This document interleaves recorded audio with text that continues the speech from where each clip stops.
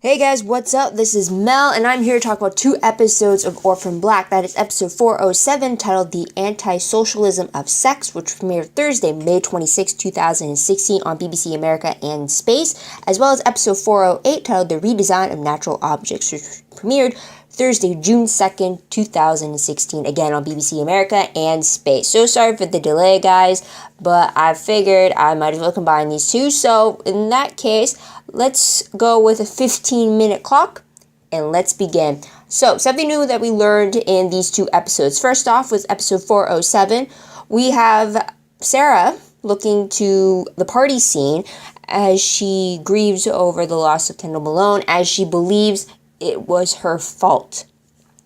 Doing so, though, she finds herself haunted by Beth, and it seems that she's going down her path of drugs, and it even looks like she contemplated suicide at the point to even going back to on the bridge that crossed over the train tracks that Beth killed herself over.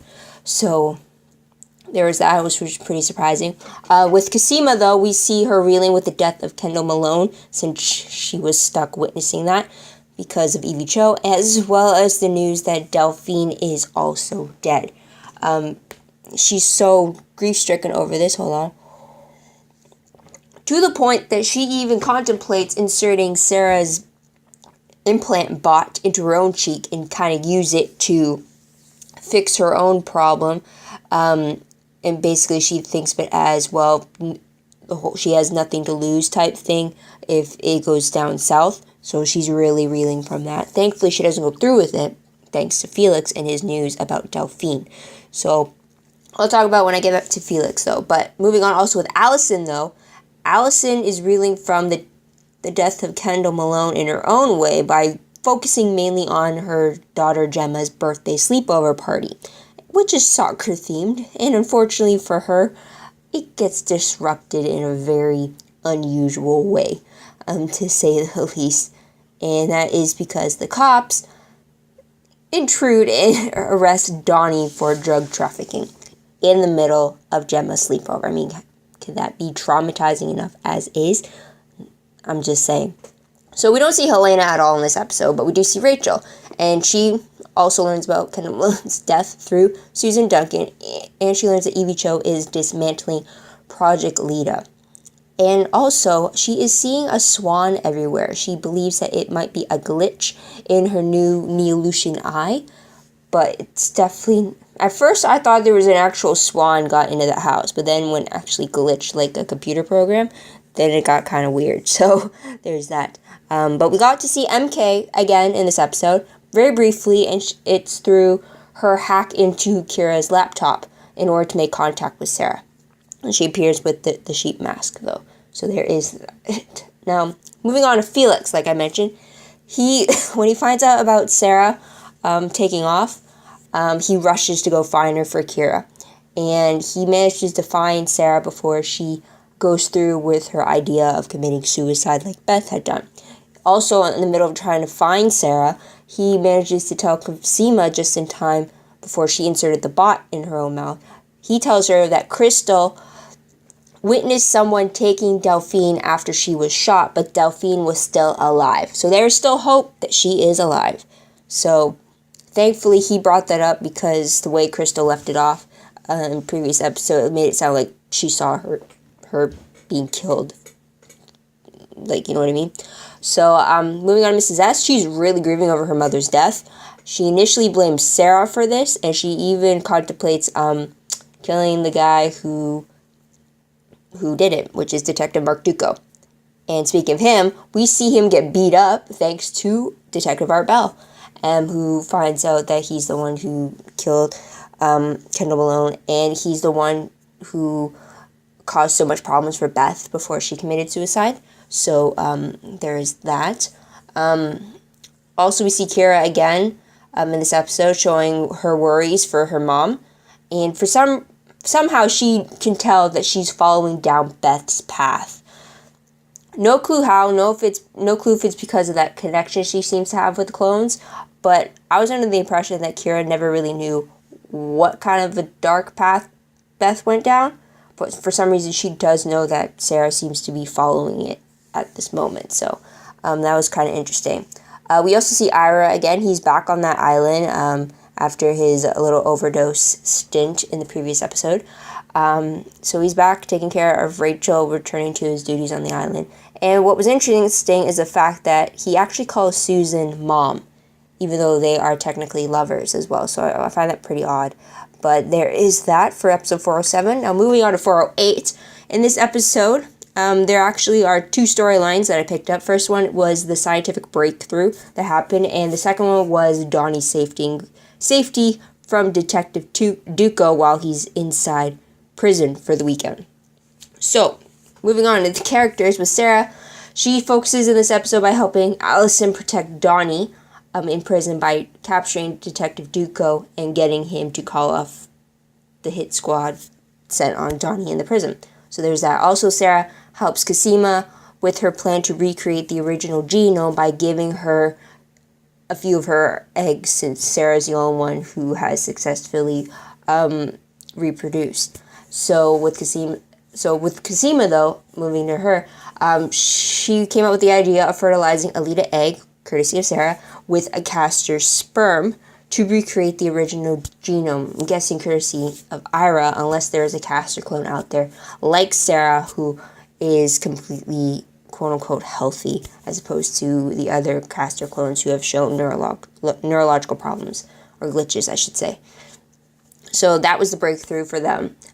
So for Allison, not only is she threatened by Detective Duco for Sarah's location in exchange for Donnie's safety within prison, but she has to do all of this while also preparing for her musical production that she has a dress rehearsal going forward. But throughout all of that, she decides to trust in Sarah and call on her help to get Detective Duco instead of having to turn Sarah over to him and betray the clone club. So it was interesting to see the turmoil we get to see with Allison and trying to decide who she should choose between, her husband or her clone, which essentially become her sister, her family.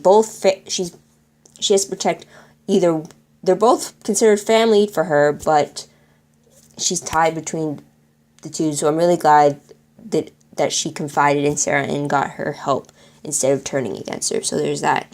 With Rachel, we see her recovery process, which Ira comments on to the point that she's not stuttering as much, and she's actually walking without any crutches, or she's walking longer distances without them. So she's definitely improving. However, she does have the glitch of a swan still going on, to the point that she now has an older man glitching with the appearance of the swan. And first thing I thought of was that true founder of Neolution that Susan was talking about. I forget his name, but I immediately thought of him when it showed him. So that's another mystery right there. And also Rachel requests that she works on curing all the clones. She wants to fight for that, since her own mother has initially given up on that since Evie Cho took over her project, I guess you can say. So there's that. Again, no Helena in this episode, but we do see MK a lot more. We see her hacking in to gain access to the conference call between Susan and Evie Cho about the dismantlement of Project Lita, and she shows it to Sarah and Cosima. We also see her establish an encrypted call between Sarah and Susan, so that they can arrange some sort of an agreement to find some way to cure all of them, since Susan is the one who was trying to save them, as opposed to Evie Cho, who wants to disband them and get rid of them all. And also we see that MK is coughing up blood, so it seems like she's showing signs of the respiratory problem that Cosima is stuck with. And maybe that's why MK is trying to make contact again, because she realizes she can't make the discovery on her own with the cure and all that. So with Felix, we see him introduce Allison to Adele, under the pretense of Adele being Donnie's lawyer, and which was kind of funny when Adele met Allison for the first time, thinking it was Sarah, and she was just tripping out. But their cover story for that, Allison and Sarah are twins. So let's hope that Adele never meets Cosima or Helena, because then that's going to really blow her mind. So anyways, Felix is also tasked with showing support for Allison at the dress rehearsal by being present there, and also trying to remind her that the clone club is there to support her and that she can call upon them when she really needs them. And Allison does take the hidden message, and she does that, and he actually tells Allison discreetly through her production that Detective Duco was stopped and that Donnie was saved. So that was pretty great. You can even see the huge relief on Felix's face when he got that text about it. So with Mrs. S, we see her go a very, very dark path in this episode, especially since her sole motivation is to get revenge against her mother. She tries to do a sniper shot against Duco before realizing that Allison was getting involved. So instead, her revenge ends up being an interrogation on Detective Duco to find out what Evie Cho is really planning. He only gives up that he knows that the implants are being used for something else, not for gene therapy like everyone is supposed to believe. So when he couldn't give her anything else, she kills him. Point blank in the comic book store. And yeah, I'm surprised she used a shotgun the way she did. I believe it was a shotgun. But I'm surprised she did, and like the huge noise should have brought somebody there, but it didn't. So also with the interrogation though, we see Art supporting Sarah when it came to Detective Duco being the enemy. So when Mrs. S was going to interrogate, he actually walks out with Sarah, turning his back on the corrupt Duco. So that was pretty surprising, but it definitely showed that Art truly is on the Clone Club side. He's always has been, but in this season, you kind of see Duco trying to put a wedge in between that loyalty and try to get Art to turn against them, but it really shows that in this episode you can't do that with Art. And lastly, Donnie, who is in prison, and he's unfortunately getting beaten and threatened by a neo-Lucianist follower, inmate, and so he's frightened by that. And the neo-Lucianist is actually played by Noah Danby. The whole time he was on screen, I kept thinking, where have I seen him before? It turns out he plays Kane from the TV show Bitten, and he also played Ivan from the TV show The 100 in episode 303. So it was great to finally have a name, or to figure out where he was, because like the whole time he was on screen with Donnie, I was trying to figure out where have I seen him before. And you know how like sometimes just the smallest little change in an appearance, and you can't really, it doesn't really click to you at first who plays that person until like you actually see the side by side. So there's that. So anyway, moving on to most shocking moment of the episode. So for 407, most shocking moment for me has to be Sarah following Beth's path of destruction like she was. Initially, I thought, okay, Sarah's just going back to her lifestyle before the series even started. Never even realizing that it was paralleling how Beth behaved before her death, until it actually showed Beth popping up, and then all the superimposed shots of Sarah copying Beth's actions. So that was pretty surprising for me to see it go down that route. And for 408, most shocking moment was Sarah and Art walking away with the knowledge that there was a very good chance that Mrs. S was going to kill Detective Duco after she got her answers. Very surprised by that. At first they were hesitant to leave, but they eventually did. So I was surprised they did that, for sure. So moving on to top 3 favorite moments. I got 3 each for both episodes, so bear with me. But for 407, I have the first favorite being Felix to the rescue, not only for Sarah, but for Cosima as well. For Felix, he provided the actual physical support by standing by Sarah and telling her that she is needed, that there's a better way, that she is stronger than Beth, and that she could pull through. And he got through to her, thankfully. And for Felix, he gave Cosima the emotional support that she needed by giving her the information that Crystal unknowingly dropped on his lap about Delphine being possibly alive since someone took her after being shot. So it's just great to see Felix after distancing himself from the Clone Club, especially with the tension between him and Sarah. It was great to see Felix jump right in and try to find Sarah before she did anything, and to save Cosima before she did anything too. It showed that even though he has been trying to distance himself for the last 6 episodes, he was right there when they truly needed him, and it was great to see, for sure. Next favorite moment for me has to be the scenes between Sarah and Beth, especially, or I guess it was only on the bridge, when they actually kind of talked, although Sarah talked to a hallucination of Beth.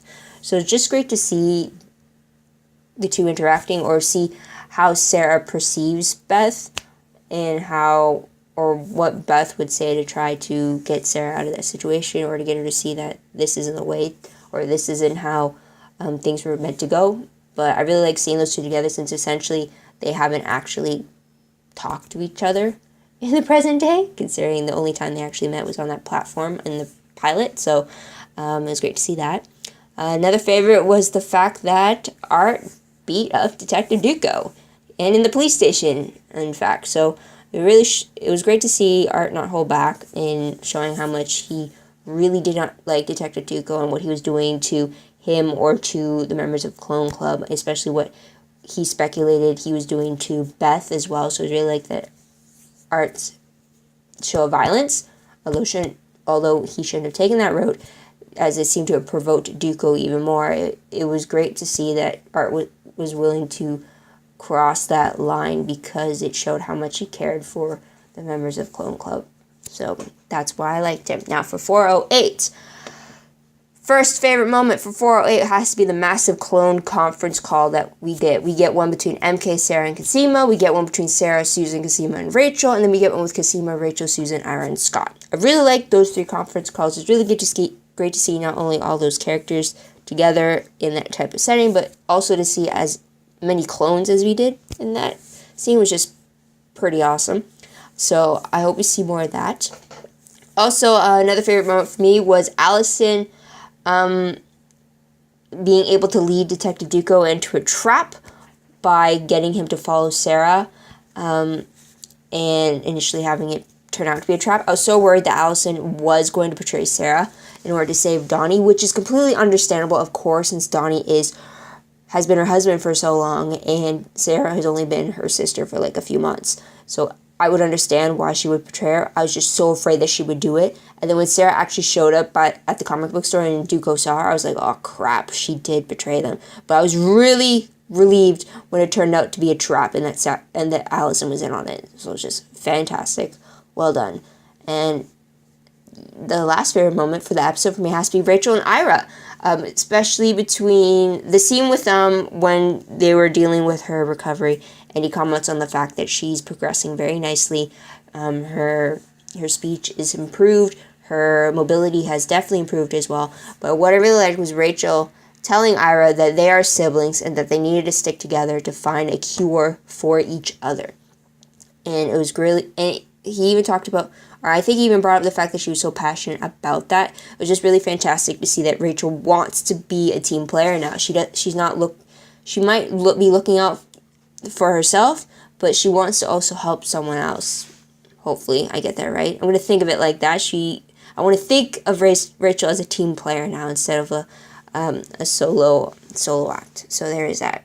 So moving on to top 3 peeved moments. I only have the one for 407, and it was the fact that all the cops ruined Gemma's birthday sleepover party. I mean, really? In what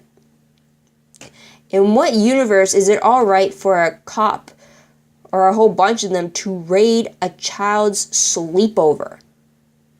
I mean, do you really have to bust down the door and interrupt? Why not have the place surrounded and then just have one of the cops ring the doorbell, make it as discreet as possible to not interrupt the children's sleepover, and just scope the place out before you come in and traumatize a whole bunch of kids? I mean, that truly pissed me off.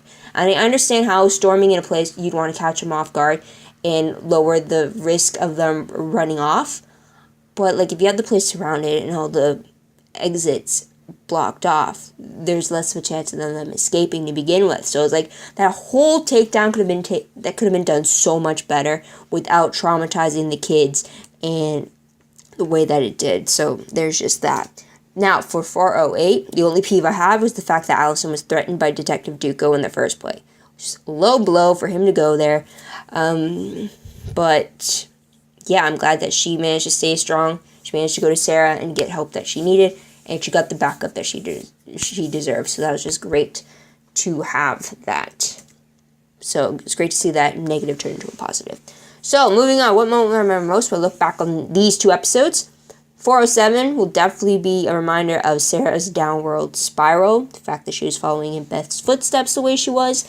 And just seeing her wild side again, since we haven't actually seen Sarah in the party scene. Like we've been alluding to as her life before coming back to town in the pilot episode. So there's that.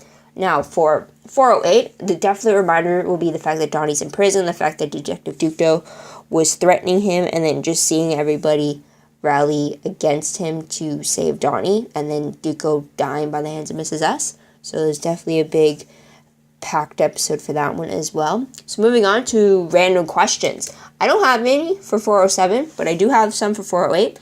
First one is, who is the man that Rachel glitched seeing with this one? It was the older man. Like I said before, I think it's the original founder of Neolution that Susan Duncan mentioned. I forget his name. I really should have looked it up. But I think that is him. If it is, it's really weird since Neolution was created a long time ago. So maybe it's someone else or a descendant of that person. But it definitely has to be someone connected to Neolution. It can't just be some random that she's glitching about. So next question. What is Evie Cho's real plan with the implants if it's not meant for gene therapy? That just really creeps me out. I mean, just those worm-bot implant things itself, no matter knowing what they do, just that thing, having it in your jaw really creeps me out. So to find out that it was meant for gene therapy is like, alright, if you're really desperate enough, you'd want a worm in your head, then okay. As long as it helps you out, sure. But then to find out that it's not even meant for that, it's meant for something else, just really creeps me out. It really scares me.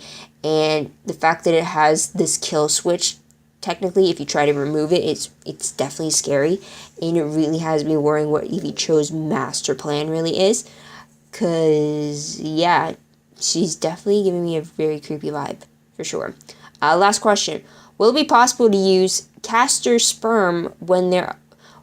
Let me rephrase that. Is it even possible for Casima's plan to recreate the original genome by combining a Leda egg with the castor sperm? Is it even possible to use castor sperm when they are sterile and used as a weapon? I mean, when you can remember, every time castor sperm would settle in the womb, it not only sterilized her, but if they happened to be pregnant, it killed the fetus inside of them. So how are they going to be able to use the sperm and actually fertilize the Leda egg and get the original genome that they want? Unless, side question, is there a castor clone equivalent like Sarah and Helena who isn't as sick as all the other castors? Like for Sarah and Helena, it's been theorized that the reason why they aren't as sick as all the other clones is because they escaped the system. They weren't subjected to all the testing and all the injections that was probably given to all the other clones as a kid while under Dyad and Neolution's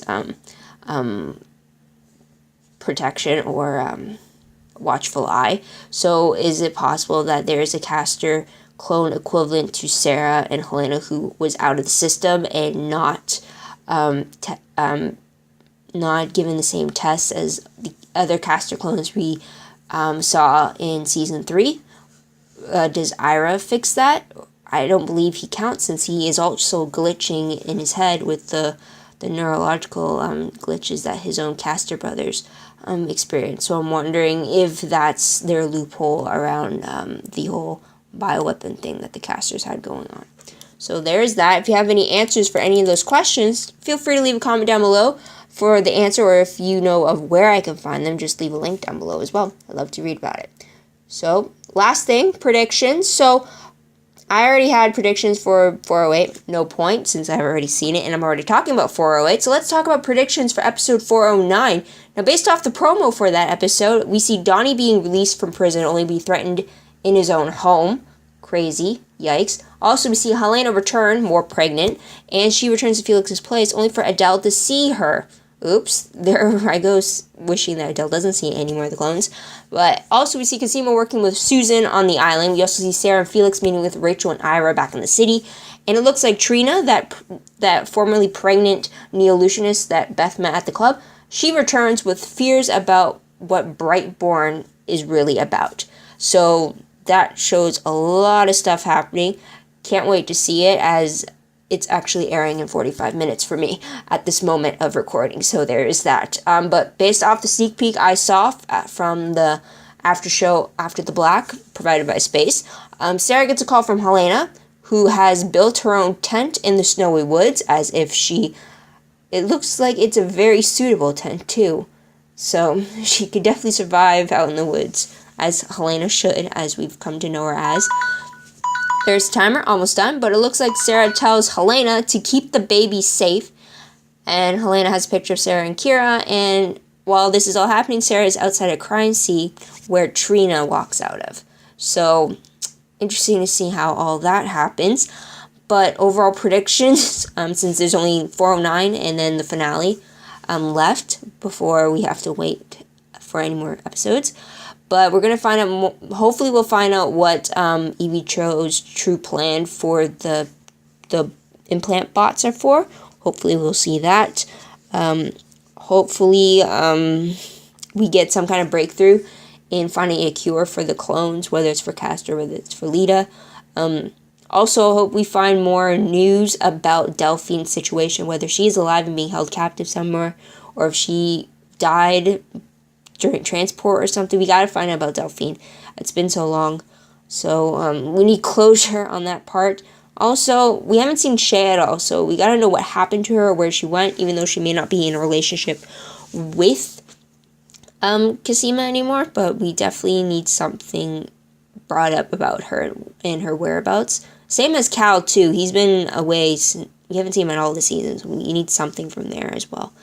And also, I really hope MK tells the other clones that she's also sick, too, or maybe using her genetics to help find a way for them to advance their own situation to a cure. So hopefully we'll get answers for that. But that's about it. So what did you guys think of the 2 episodes? What do you like about them? What do you think is going to happen next? Let me know in the comments below. I'd love to hear about that, as well as your own thoughts, theories, and predictions, and all that jazz. Don't forget about that. Also, if you want to check out my Tumblr page, the link for that will be down below for both episodes. I'm behind on that, but I'm going to get on that as soon as I can. Work has just been crazy right now, so I'm trying to catch up on other things as well because of it. But also, don't forget to like this video, subscribe to my channel, and check out my other videos if you haven't done so already. So thank you guys for tuning in. I hope you come back next week to see what to say about the next episode. But until then, this is Mel, wishing you all a great day, great week, wherever you are. Bye for now.